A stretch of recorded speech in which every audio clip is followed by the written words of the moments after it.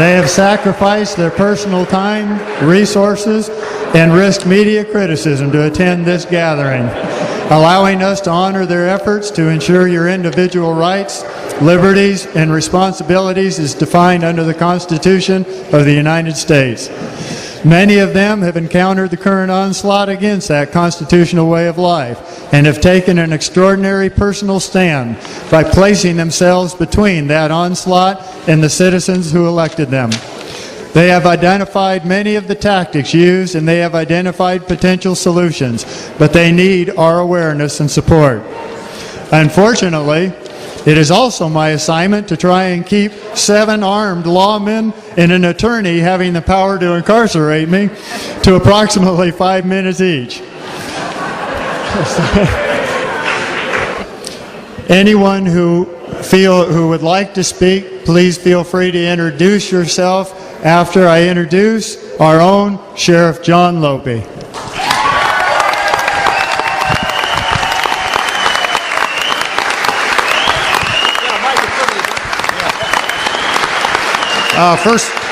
First of all, thank you very much for being here, and I'm honored to be the first sheriff to speak because we got an outstanding panel of sheriffs, some of the best sheriffs in California as far as I'm concerned.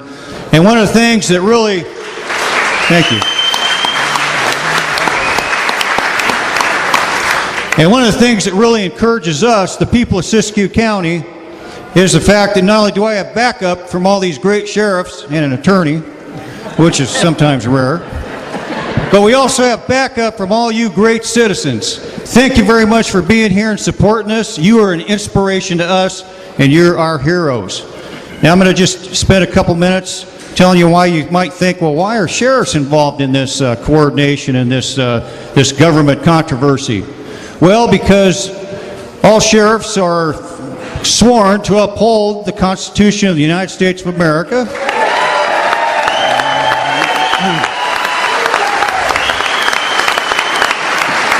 And the California Constitution against all enemies, foreign and domestic.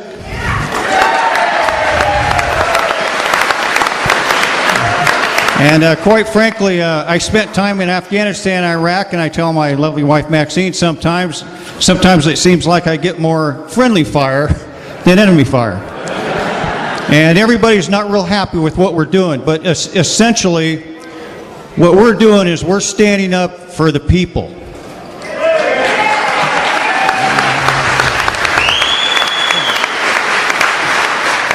And I know these great sheriffs up here will tell you the same thing, but I don't know how many countless meetings I've been to with our federal and state officials, and I must say some federal and state officials are cooperative and do coordinate with us, but some of them do not.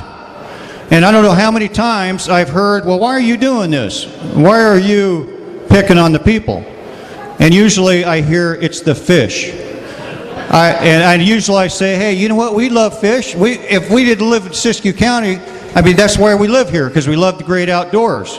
And yes, we want to preserve the fish. We want to preserve wildlife. We want to preserve the environment. Of course we do. Because Siskiyou County, to me, is the most beautiful place in the world, and some of our sheriffs up here live in great counties as well. But one of the retorts I have to them is, well, hey, you know, I try to remember continuously, we serve the people. You don't work for us, we work for you.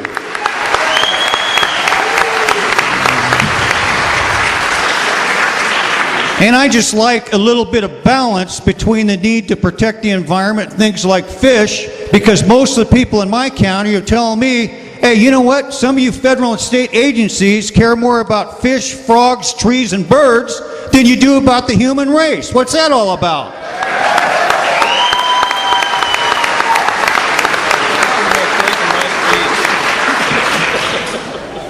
And one more thing. We're broke. Why are you doing stupid stuff to make us poorer? Why don't you let the people work? Why don't you let the people thrive? Why don't you let our economy grow and not go backwards? When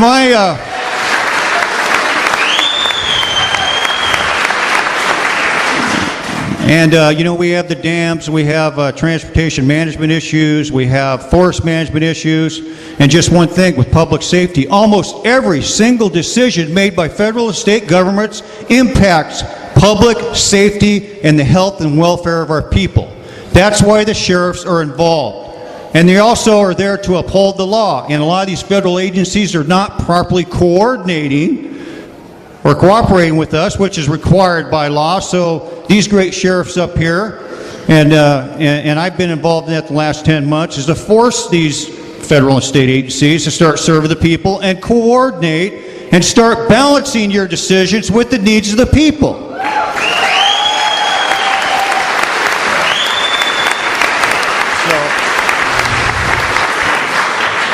I could go on and on, but those are just a few of the reasons the sheriffs are intimately involved in this fight, because if we don't stand up, we are right now in a fight for our survival.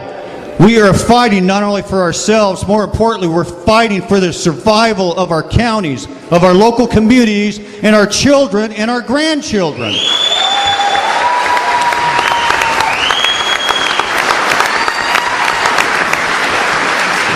And if we don't save things like agriculture, and we let them take our water and land and push us off, we won't have any public safety, we'll have no quality of life, we'll have nothing. And I think I've said enough. I guess I'm going to hand this over to Dean Wilson. And I would like to say these are very distinguished sheriffs. I have Dean Wilson from Dale North County, and he's a good guy, and he's from the coast too.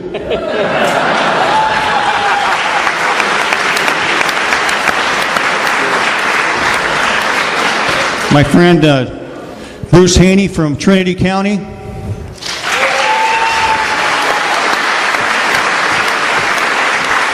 Tom Basenko from Shasta County. The famous Greg Hagwood from Plumas County. And Karen is our backup attorney, and she's one of the few attorneys, her and Kirk Andrus and some of our prosecutors. I mean, she is helping us out up here, backing us up, and she's a great citizen. She's helping us out, and we really appreciate having her.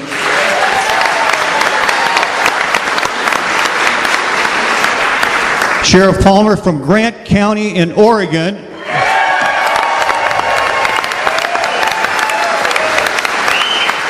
And Gil Gilbertson from Josephine County would have been here, and Mike Poindexter from Modoc County in California would have been here too, but he's in Hawaii, and I said, maybe you better go in Hawaii with your wife. She deserves it.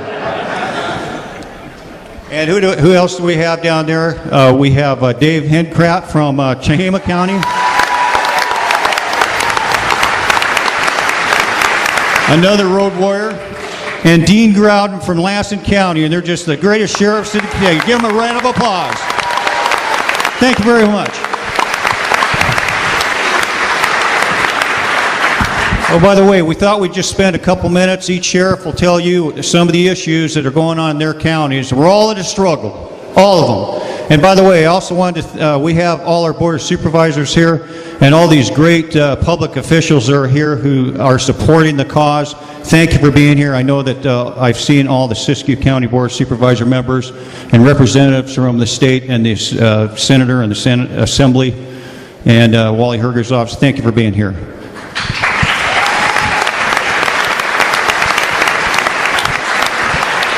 And just one more time, thank you for all of you for being here, especially those who traveled from outside the area. Thanks for supporting us. God bless you.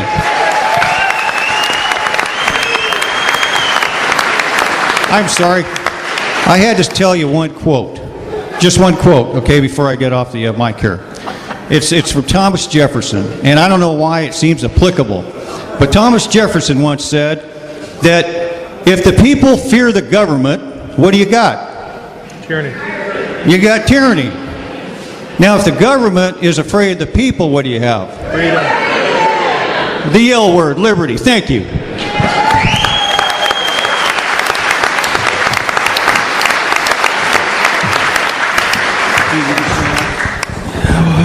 Well, I want to thank you for inviting us here to Wairika. As Sheriff of Del Norte County, it has been an honor to serve my community for the past 9 years. When I got into law enforcement and when I was elected sheriff, I was ignorant and naive of not only my responsibilities and my duties, but also the terrible condition that our state was in, not being involved in politics. Once elected, however, going back and forth to Sacramento, I quickly learned that the state of California was in deep trouble. That Sacramento was incredibly dysfunctional. That this was not a Democrat problem or a Republican problem. This was a problem that plagued both houses, and neither one seemed to be capable of solving it. I became involved in our Tea Party, and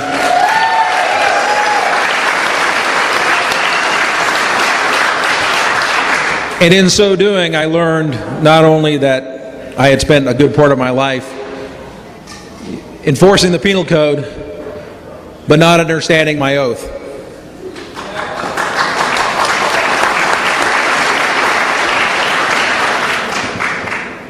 Since that time, I have looked at not only what I do as a sheriff, but what my department does.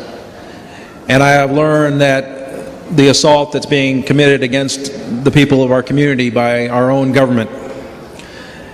And today, it was about a year ago when I had a meeting with our Grange. They invited me to talk with the U.S. Forest Service manager. At that point in time, I learned about a little-known thing called the Travel Management Plan. This travel management plan exists if you have U.S. Forest Service lands or federal lands that are in the hands and managed by the government, the federal government. There is a travel management plan that has been put forward. This travel management plan was calling for not only limiting but also decommissioning roads within our community. They had done this without my knowledge. They had engaged in this activity without the knowledge in large part of our county government. They were engaged with talks with several off-road vehicle groups that were in our area about the desire. But these meetings, although congenial, there was no need for the government to actually comply or meet with any of the demands or requests from the local groups that were involved in these meetings. Once I learned that they were talking about doing to my community in our county and the direct impact that it was going to have on public safety, I immediately started to engage in coordination with our local government and with the federal government agencies that were involved. I informed the other sheriffs that have those types of things in their areas to look at this, to please take a look and see if this is going on in their areas, because if it is in mine, and it had been for over a year without my knowledge, that it was going on in their areas and their communities as well. We have an assault upon our community. One of the greatest things about Del Norte County is we have everything that we need to be self-sustaining, self-reliant, and to have a thriving economy. We can live in harmony and sustain our environment, whether it's through fishing or timber. But those things have been denied for us and from us by our government. 74% of Del Norte County is either in federal or state holdings right now. Their influence on us is crippling our community and our economy.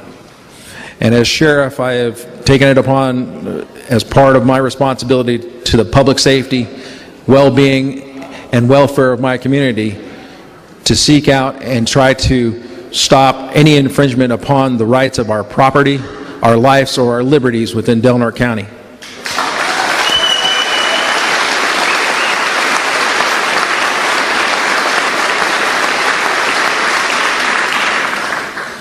Every sheriff up here took a sworn oath to support and defend the Constitution of the United States.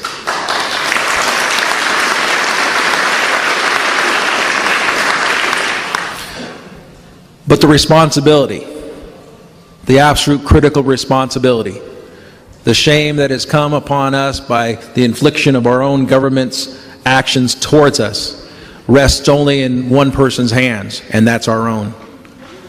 We have been asleep too long.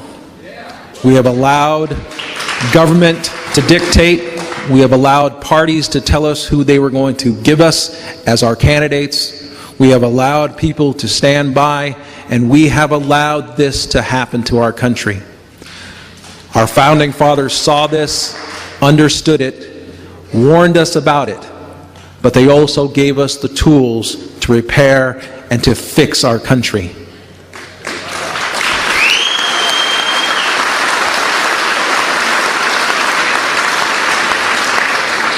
I am thankful to each of you for being here, because only with your commitment, your strength, your determination, your passion, can we not only hold each and every one of our local politicians accountable and responsible, as we should always insist upon, but we can take back our country. Even if it's a county by county, we can take it back. Thank you so much.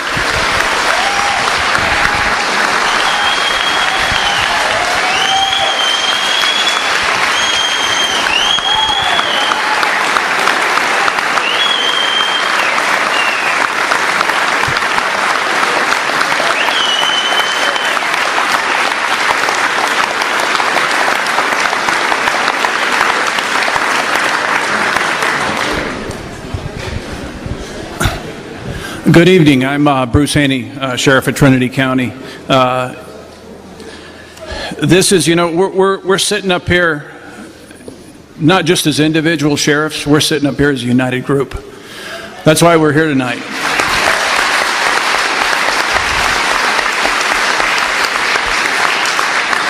We have, we're rural counties. I mean, Trinity County is a little over 20% unemployment.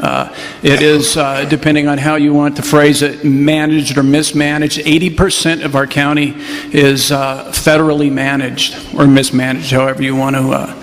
So we do have resources. We have timber, but we have such a high unemployment rate. We have a small permanent population in our county. We are probably an easier target than Siskiyou,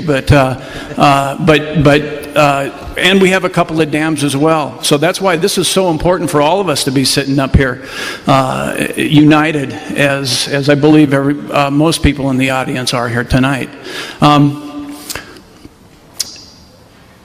In Trinity County, the government has such a nice spin, or a nice way to phrase things. The travel plan. Doesn't that sound nice? It sounds, all we have to do is sign up and we're part of the travel plan, right? No, what it is the travel plan is to keep us off of public lands, is what it is. In the southern part of our county, I found out just a couple of weeks ago that they're decommissioning roads. They haven't discussed that with the sheriff's office. What does that mean? I'll tell you, in the last 3 to 4 weeks, we've had 4 major search and rescue operations go on. It's hunting season, so people from other counties come and they get lost. Without these roads, we don't have a way to look for them. And I'll tell you what, I don't know if you've flown over the forest before, but you can't see much on the ground. So again, these are public safety issues that affect not only the way we do our jobs, but it affects the way we have access to public lands. They forgot that. Have you ever heard the term federally owned? Is there such a thing? Don't we own it? Aren't we the people? Right. So I'll tell you what. Here's my theory: is that if we have one lumber mill left in the county. Yeah, I know we are, and that's because he decided to stick it out. But I'll tell you what: if he tries to put a lumber plan or a harvest plan together, you've got all the lawsuits, the environmentalists come out. I'm going to tell you, I believe that our federal government's been inundated with environmentalists. I think that's why these things get shut down.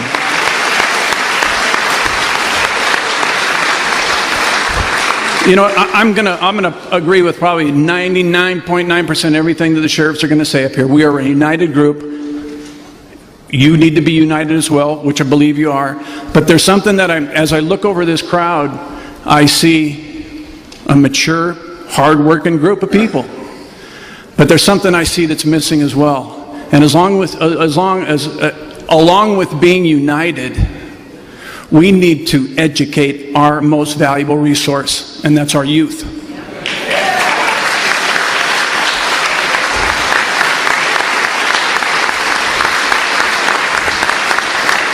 Our youth is being indoctrinated through public school programs, the college system. We need to, you know what, I've got a son. I saw a guy standing back up there with an Oregon State sweatshirt on. My son goes to Oregon State. And I tell you what they see in those colleges, you know, fortunately my son grew up in a home where he goes, that's not how it's supposed to work. But not every kid has. So along with uniting together as a group, because, you know, I'm a citizen up here too. That's what I am. I rely on those dams staying in place so that the man I buy hay from, who I got 4 tons sitting out on my trailer right now, maybe it better still be there.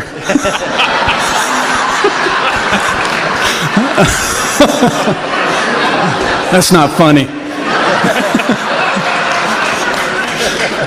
So that he can continue to do business, right? I mean, this country was formed off people, it was formed off rural America. I mean, we haven't been non-rural for very long, even with the big cities we have right now. This is where it starts. This is where we fight. You know, we're not fighting for just the rights and our abilities to act as citizens within our counties. This is about being Americans. You know, we didn't get these rights and privileges. We fought for them. Our forefathers fought and died and bled for them. We have to remember where our freedoms came from. And I'll tell you this, and I'll end with this. I'll stand by each one of you, no matter what the fight is, to maintain this United States of America. And I'll stand up here with every sheriff as well. Thank you.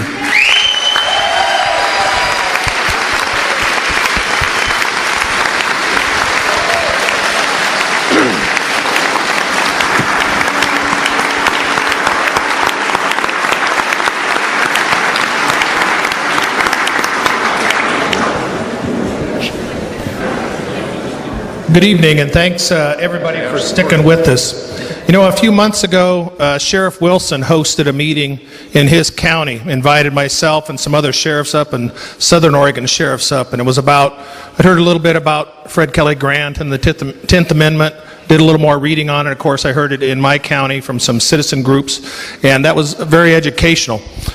A couple of years ago, we learned also about the travel management plan and decommissioning of roads, and my supervisor, he's here tonight with me, Supervisor Les Baugh, we held a rally with citizens near the U.S. Forest Service to basically, don't tread on us, and this is our land, and you're shutting us out, the citizens of America, and that's a big concern.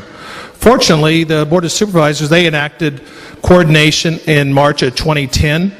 Our Public Works Director went out and surveyed the roads they wanted to change, and we went back with them. And so far, we're waiting to hear back from them, but things are looking pretty good, looking smooth. We'll see where that takes us, but we're keeping our fingers crossed.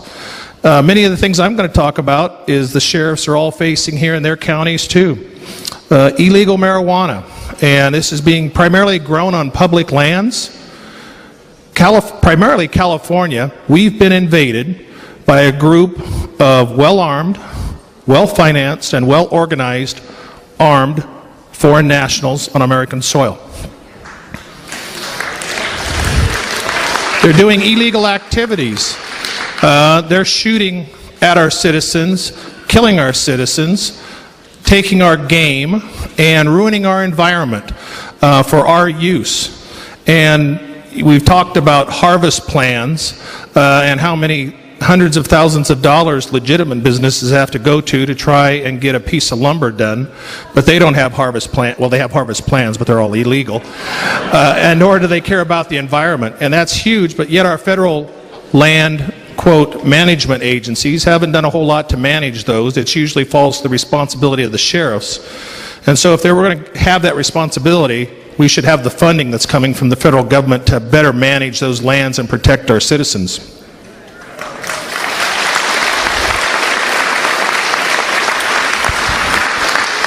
Proposition 215, the Compassionate Use Act, medical marijuana, that's been a huge, huge escalating problem. Don't want to say growing because that might be a pun. But finally, a lot of citizens are standing up and saying, you know, enough is enough. It's not what it was designed for, or it's being abused. You might see some involvement by the federal government recently. We're going to see how that develops, but there still needs to be changes there.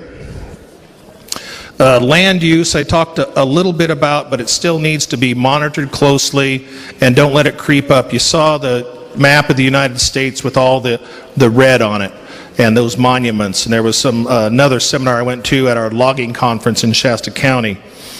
The other parts that we're concerned about, and our supervisor took this on a few months ago, was tank, which they were going to try and put big transmission lines across everybody's property, but not really pay them for it. It was going to ruin their land values. And that started out as a grassroots effort, and it finally got derailed a couple of years ago because of public interest and public involvement, and it got a life of its own, and it finally stopped it. Well, it stopped it for now, because I think at some point it'll probably come back. And my supervisor in the back, he can talk a little bit more. Hey, Les, will you hold up your hand? He's right there in the back. Supervisor Les Baugh. Thanks.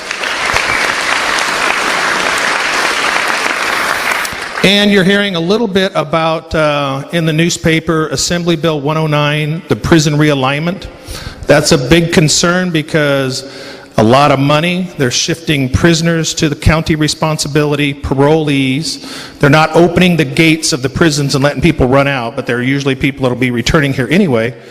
And if that money dries up, all the counties will be on the hook for that responsibility. And where's that money coming from? Because we know the financial ability of our counties here in Northern California is not very good. We're kind of living year to year in our budgets, and they're pretty tight.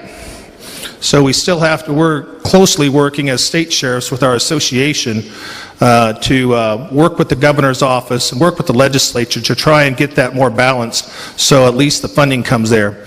You know, and also I'd like to thank Sheriff Lope not only for getting this meeting together, but we saw these land use issues, going back to that, coming up. He saw that, and he asked to form a lands use committee with the California State Sheriff's Association and ad hoc committee, and all of us are on that committee right now. There's a couple of other sheriffs on it, and then we're going to be watching and monitoring, meeting with some of those land agencies. We've named them off here: Fish and Game and Forest Service, BLM, and the others, to try and take that on statewide as an association with 58 total county sheriffs. And then there's the Western States Association of Sheriffs, so that's basically west here, the Rockies, and that's on their radar screen. And then also the National Sheriff's Association, and that's starting to come up on their radar screen. So we're starting to also collaborate and come together as a united front of sheriffs to address these issues that do impact us all. And go ahead.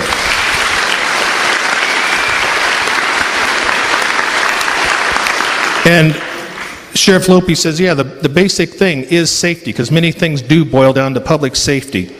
But before we can be fit, either mentally or physically fit, before we can be educated either ourselves or for our children and our grandchildren, before we can enjoy the great North State here, or our parks and the outdoors, even our homes, the businesses to thrive, we have to be safe. And government's first responsibility, and that's been said many times, it's in our California Constitution, Ronald Reagan has said it, is government's first responsibility is to protect its citizens.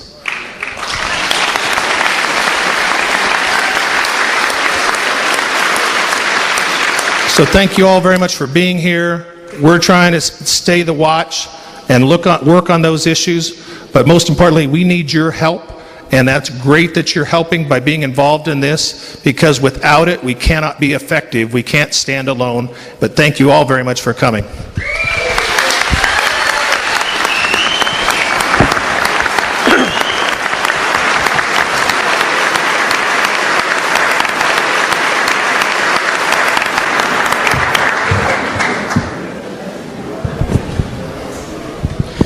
Well, I'll just elaborate on some Siskiyou County issues quickly. I know that our Board of Supervisor members, Grace Bennett, Marcia Armstrong, Jim Cook, Michael Kopseff, and Ed Valenzuela are here tonight.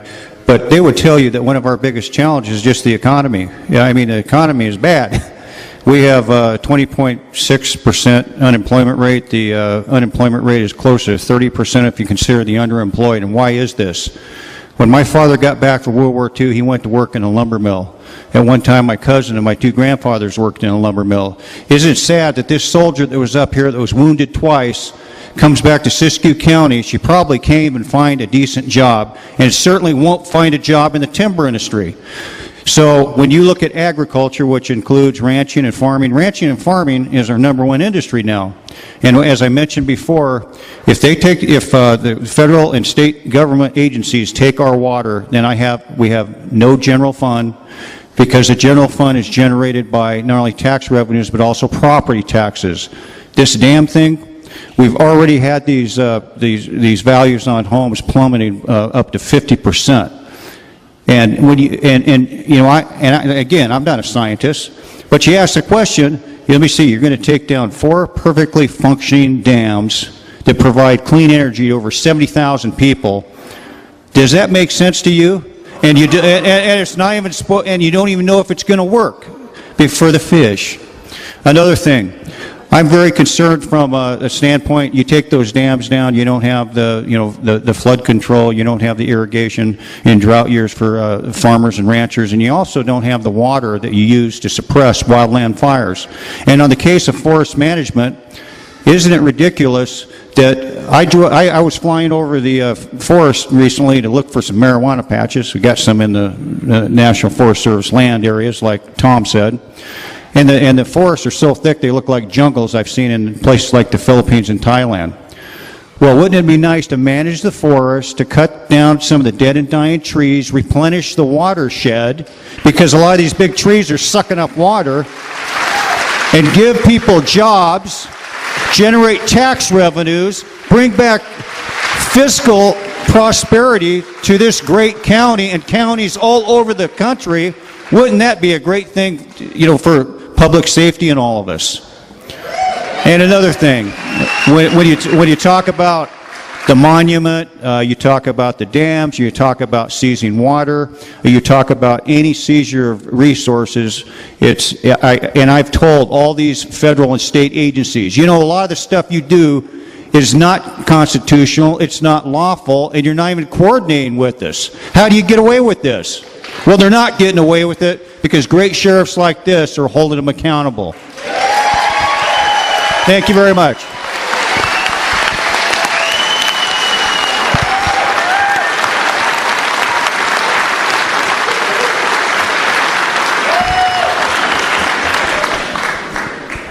These are tough acts to follow. It is such an incredible honor to have the ability to sit amongst these ladies and gentlemen, to serve alongside with them, for me to represent the citizens of Plumas County.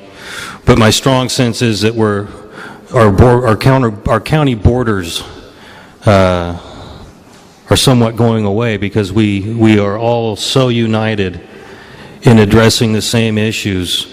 And in Plumas County, we're dealing with the very same issues that are faced by these gentlemen in their counties: timber, mining, water. In Plumas County Unified School District used to be one of the wealthiest school districts in the nation because of the timber. And it's gone. It's just gone, and the mining's gone. And now they're looking at your water, and that presentation earlier tonight was absolutely terrifying. But I think there's something they didn't count on, and it's this.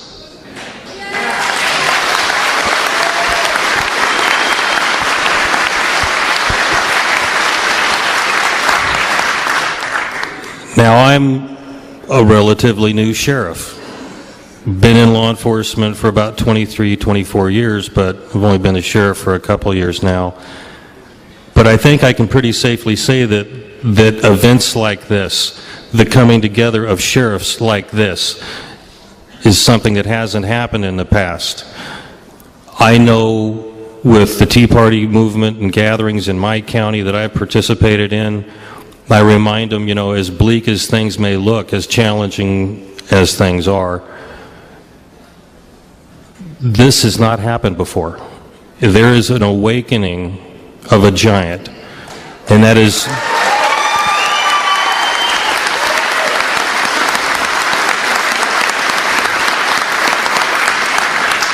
And they didn't count on that. They've been going along. Bruce mentioned earlier the travel management plan. What a benign-sounding, innocuous label. And that is the measure of the insidiousness and the calculated efforts that have been underway for a long, long time. And I only became acutely aware of this, for example, the travel management plan just shortly after I took office. And I gained a little bit of notoriety on the internet, I guess, when I was sitting at my desk and the newspaper called me for an interview and they said, well, what do you think of this travel management plan? And so I told them what I thought. Well, that interview kind of went viral on the internet, and my comments started off with, I think my comments started off with something like, I'll be damned if I'm going to enforce the travel management plan and criminalize the good folks of my county.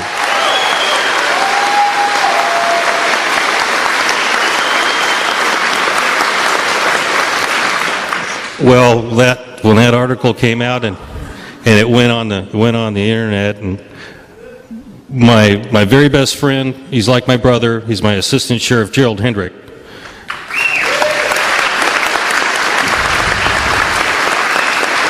Now he and I have worked together our entire law enforcement careers.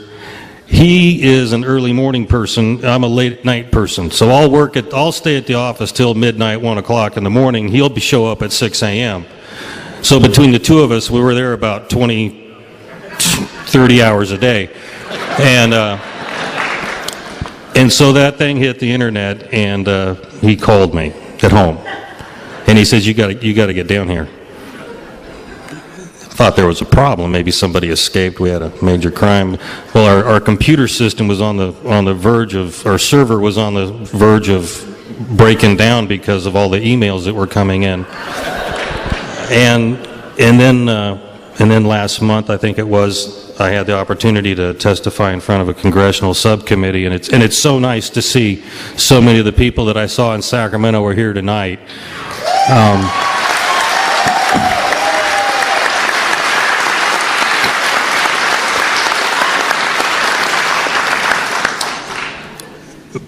But I'll be damned if we're going to criminalize law-abiding citizens for doing nothing more than accessing public lands.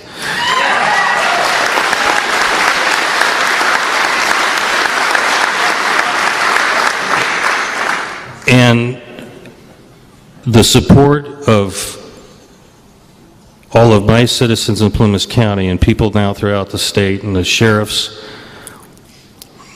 it's very flattering and it's very humbling. But as I reflect on it, it's the measure of something that I find really alarming. Your public officials, your elected officials, either at the city, county, state, federal level, they should not be applauded, nor should they be celebrated for simply doing what you elected them to do.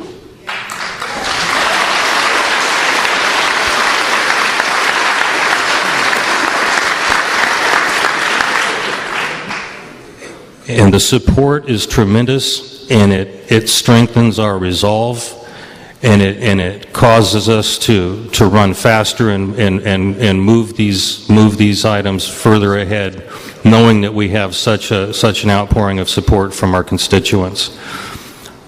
But you know, that oath that we took, we take it seriously and we mean it. And so many of our public officials, so many of our elected officials treat it as something of a convenience when it's, you know, appropriate. It's something that you have to subscribe to every day.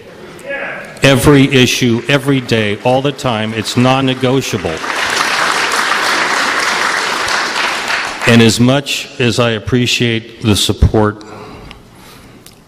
this should be the new base level for public service.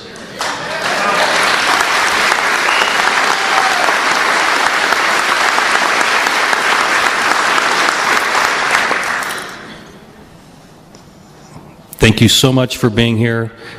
Thank you so much for all of the hard work, your dedication, coming out on an evening like this, spending the amount of time we've spent here educating ourselves, becoming acquainted with each other. In closing, I think the coming together of the counties is what will make the difference. When counties partner with one another, battling these agencies and these bureaucracies, when the federal government thinks they can take off Siskiyou County because they're broke, when they think they can take off Plumas County because Plumas County's broke, or Sierra County, or Lassen, or Modoc, or Tehama, Trinity, you name it, they're preying on us from an opportunistic standpoint.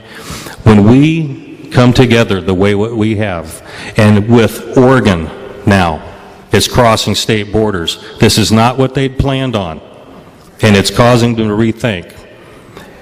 I'm absolutely honored to be here. Thank you so much for all of your support. Thank you.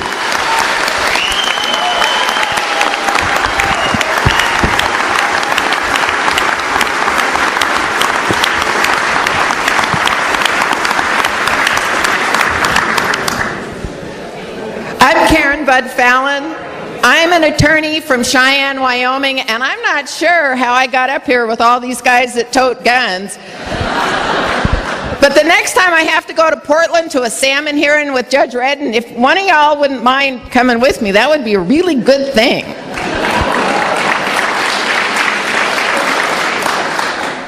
You know, I think a lot of people don't know that attorneys take an oath too.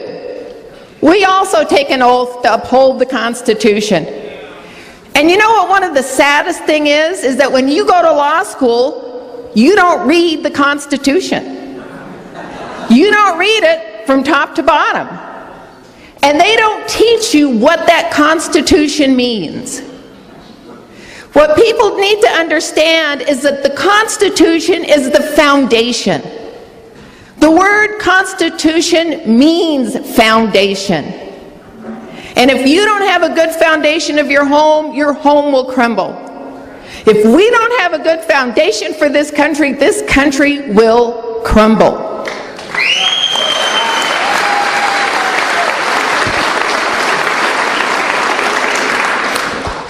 Now let me tell you a few things about the Constitution that you all should keep in mind. One of them is if you read the Constitution, you will understand that the way it is set up, that the federal government and state government has to have a law for everything that they do. When the federal government comes out and asks you about or tells you what they're doing, you have the right to say, and what law allows you to do that? But it doesn't work the other way around. The Constitution made the citizens of the United States free people. And so we can do anything that the law does not prohibit. And I gotta tell you, I think in Washington they kind of got that swamped.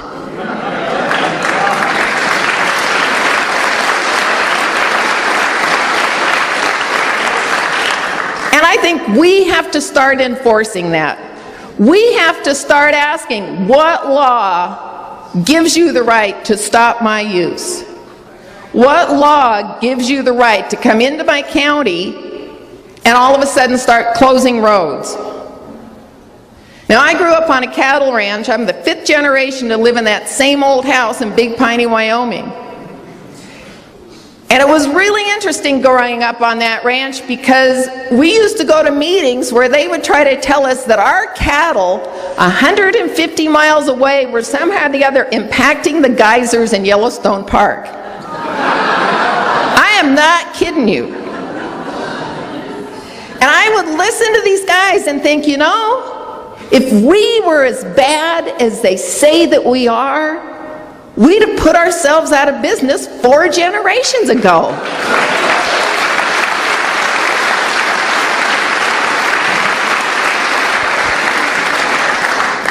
You should be proud of what you do and proud of who you are, and you do not need a law to be able to manage your homes and manage your lives.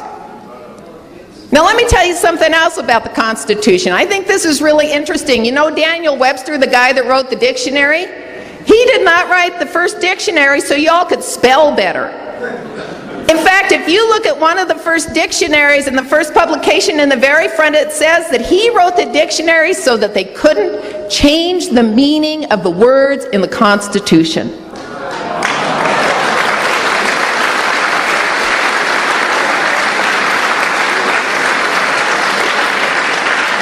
When the founders were inspired to write that document, he was so concerned that the courts would screw it up. He wrote the dictionary to keep those meanings true to what the founders envisioned for this country. And another thing you've got to remember is that a lot of people make the mistake and they call it my constitutional rights. Ladies and gentlemen, the Constitution does not give you rights. God gives you rights. The Constitution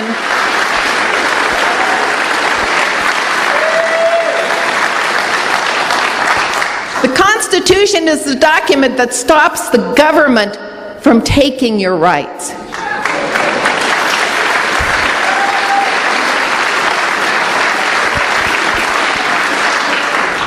So the next time you hear somebody talk about your constitutional right, you should correct him and say, no, it's my guaranteed right, because that is not where your rights came from. And if you look at the Federalist Papers, if you look at the writings of the founders, they wrote the Bill of Rights, and even though private property is not mentioned until the Fifth Amendment, they believe that the foundation for every single right in this country, our freedom of speech, our freedom to vote, our freedom to petition, it's all based on the right of ownership of private property.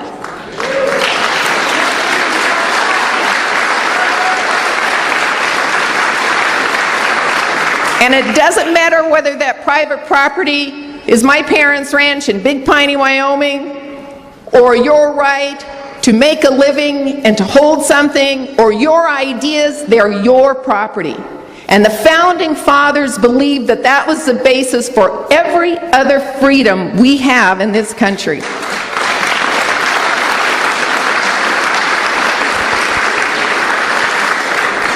Now, I don't want to go over my 5 minutes with all these guys with guns up here, but I am going to tell you one of the questions you've been asking is, why is this happening?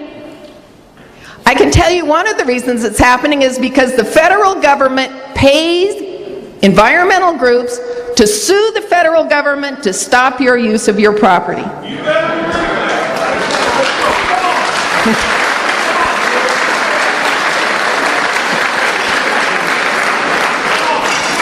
And the federal government doesn't even track the money. They have absolutely no idea how much money they paid. Right now, in the salmon litigation that was filed by Earth Justice representing the National Wildlife Federation, the federal government, for litigation that's not over, has paid $2 million to the environmental groups. So, ladies and gentlemen, you're funding your own demise, because that kind of money is going to these groups. Because the federal government doesn't track it. Sitting in my little law firm with a computer and a paralegal in Cheyenne, Wyoming, we tracked $36 million paid to 19 environmental groups in 9 years. And we only polled 19 states. You imagine how much money we're talking about if we're looking at all the states? This kind of madness has to stop. We have to get control of this government. One way to do that is rallies like this, standing with sheriffs like this, standing up for our country, teaching our children. I got to tell you one quick story. We were reading in the newspaper the other day about how the federal government is trying to rebrand itself, you know, like advertising. They are. They're trying to rebrand themselves as the federal family. Because according to the newspaper, that sounds better than the bureaucracy. And so my husband and I are standing in the kitchen and we're laughing about the federal family, and my 17-year-old son rolls his eyes and says, "This is the most dysfunctional family I have ever heard of."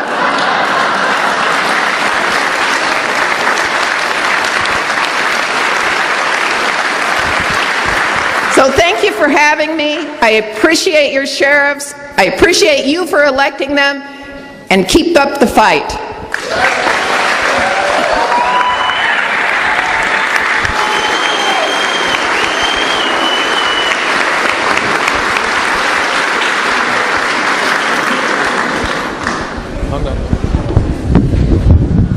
Thank you. Alrighty.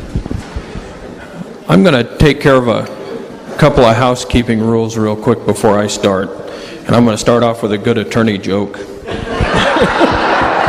Actually, I'm just kidding. Just kind of testing out the microphone to see how far away from my face I need to hold this. So I would like to introduce my wife and my son, Tyler and Roseanne.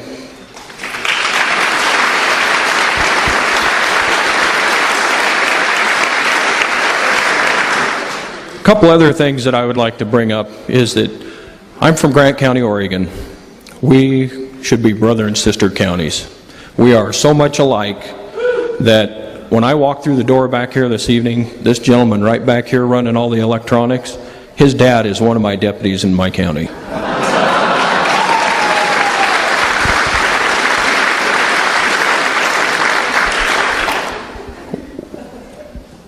Could I ask for your help in, there were quite a few people in the video that are here tonight. Could you please stand up?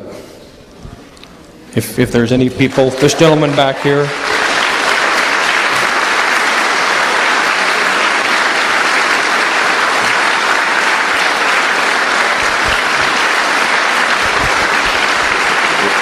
What I would like to say is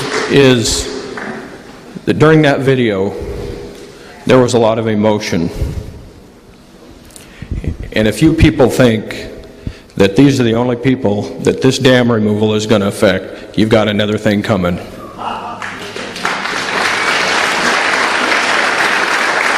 I can see the exact same thing happening in my county with our schools, with our city government, with our county government, with our state government, and the only thing that's out of control is the federal government.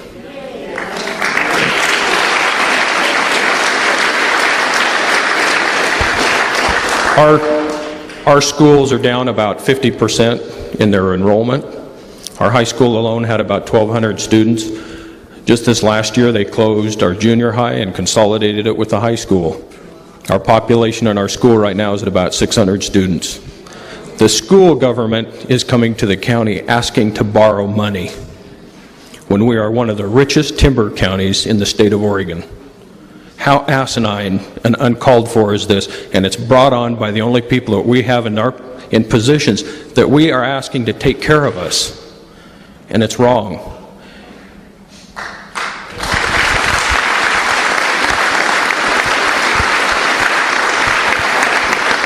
I've heard a couple of the other sheriffs up here speak, and they mirror exactly where I stand.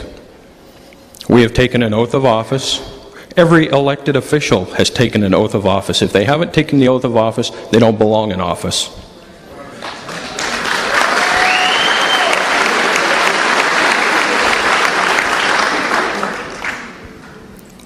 Some of the things that have gone on that in the county that I reside in, where I serve, started seeing the excessive use of force and people getting guns pointed at them by federal officers for wood permit violations, road closure violations. It's excessive use of force. It's uncalled for. It's unacceptable. I am not a government employee. I am a public servant. I serve the people who elected me.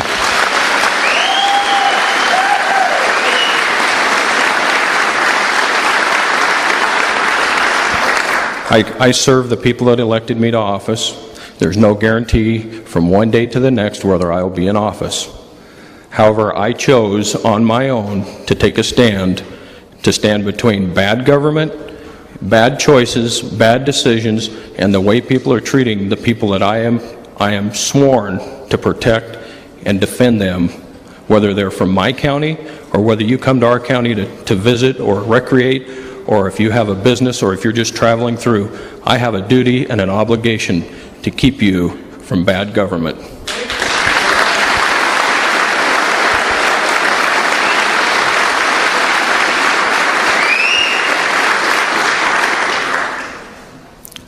I can honestly say that it's an honor and a pleasure to stand up here with the rest of the sheriffs and with Karen.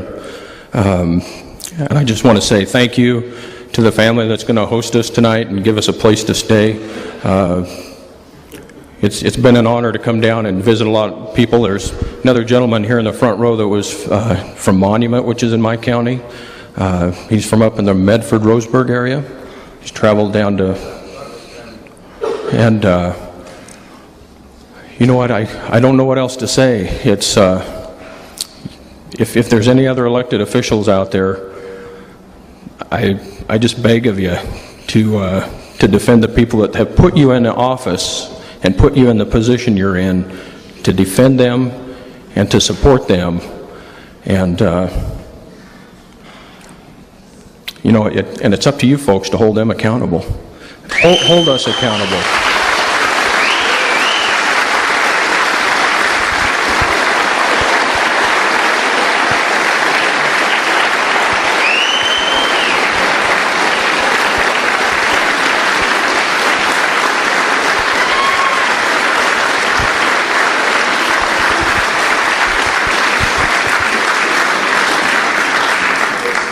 I don't want to drag this out too much later. A couple other things on the Constitution I would like to bring up. And if I can read the Constitution and understand it and make just a little bit of sense out of it, it's not that difficult of a document to open it up and read it. Read your state constitution and read the U.S. Constitution. I think, to me, the most important provision in the U.S. Constitution is the 10th Amendment.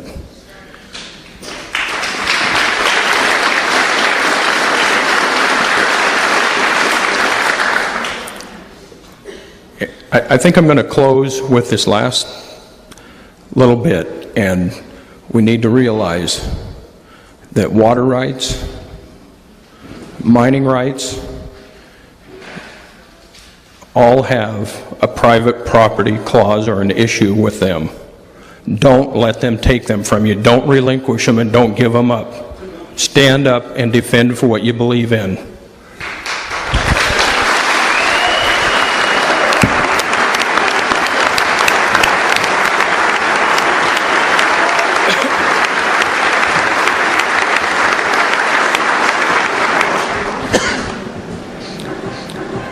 Yeah, tough acts to follow.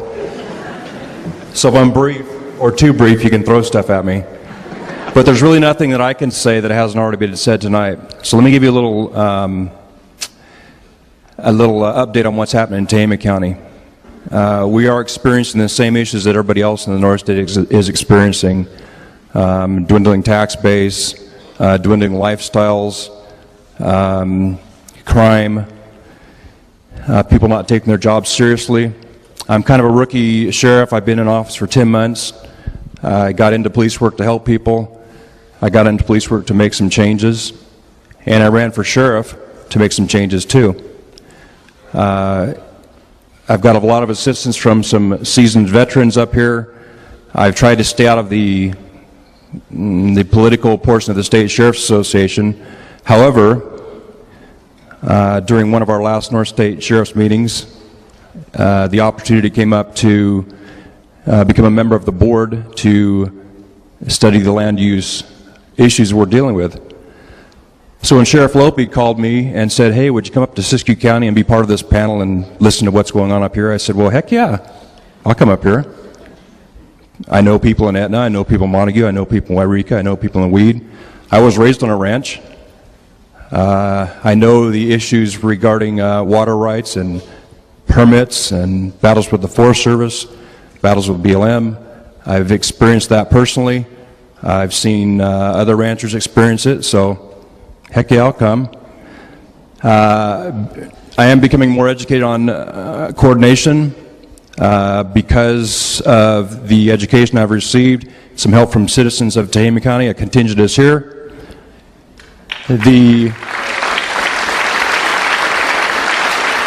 And I thank them for coming up. The fact that we have some cooperation with Board of Supervisors in Tehama County. We have invoked coordination with the Shasta Trinity Forest to deal with the travel management plan.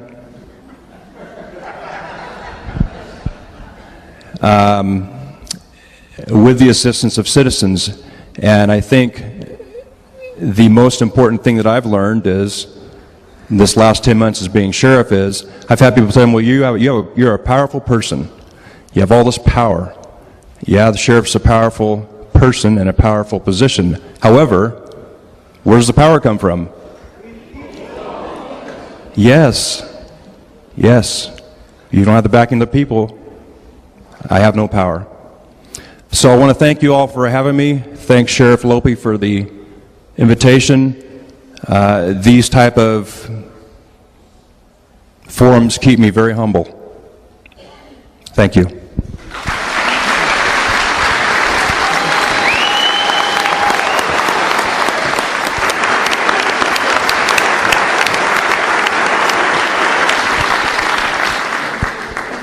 All right, good evening.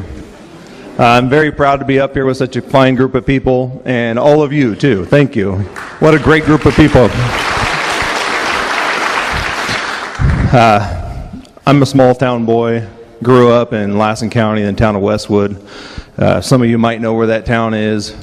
When I was a kid, it was, even though the old mill had shut down, you know, there were mills in neighboring towns, and it was a thriving community. And you know, as the years have passed, that town it's just dying. And it's not just Westwood, it's all the small towns in Lassen County. And it's not just Lassen County, it's all across rural America. And it's a shame to see that. I was every year I make my rounds to the different schools in our communities watching football games. And I was at a game in Westwood a week ago. And you know, we used to have a JV team, a varsity team, cheerleaders, a marching band, and now we have one 8-man football team. You know, and it's not, again, it's Big Valley school up in the town of Beaver is the same way, Hurlong's the same way, and it's just sickening to see what's occurring to our small communities. It really. You're right, the Spotted Owl came to town. So now in Lassen County, you know, we had 3 mills. I worked as a resident deputy up in the Big Valley area also, anyone that's familiar with that. When I started working there were 2 mills in town, and there was a large gold mining operation. Well, now none of those exist. You know, I traveled through that country today on my way up here just because it's a beautiful country. It added about 45 minutes to my drive, but I like to get up there and see the people up there. And as I was going through, it was just sickening to see how many places are vacant, how many places have for sale signs on them, and it's just sad what's happening to rural America. In our county, we're also facing the same problems with the travel management plan, and they're also trying to, on some of the BLM lands, in the eastern portion of our county, the Skedaddle Mountain Range, they're trying to make that a national monument and restrict our access or not allow us access to it. So we are, I'm glad we're all here today. I'm glad the sheriffs are working together. I'm glad I can be part of that. And you know, when I got the email from Sheriff Lope asking me if I would come, you know, John's a great guy. He's a great sheriff for Siskiyou County. He's a great partner.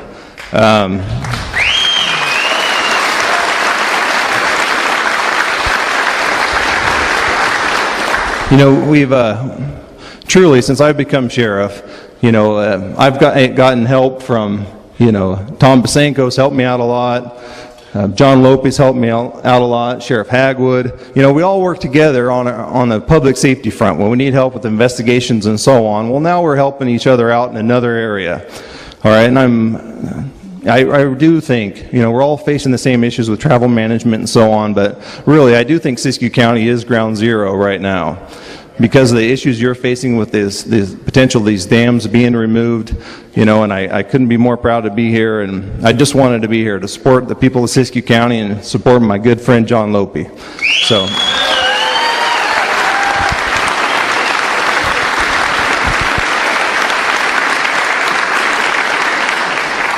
And thanks again for having us, and I appreciate everybody staying this late into the evening. But I want to... Sir, my name is Doug Knox. I'm from Alturas, the Modoc Independent Tea Party. The people are in our area right now wanting taking over the Pittwater River drainage. If we could take this board and hold the same thing, next time go to Plumas County, then go to Lassen County, or we'll go to Oregon, or we'll go everywhere, but we're not going to hell, we're going to fight.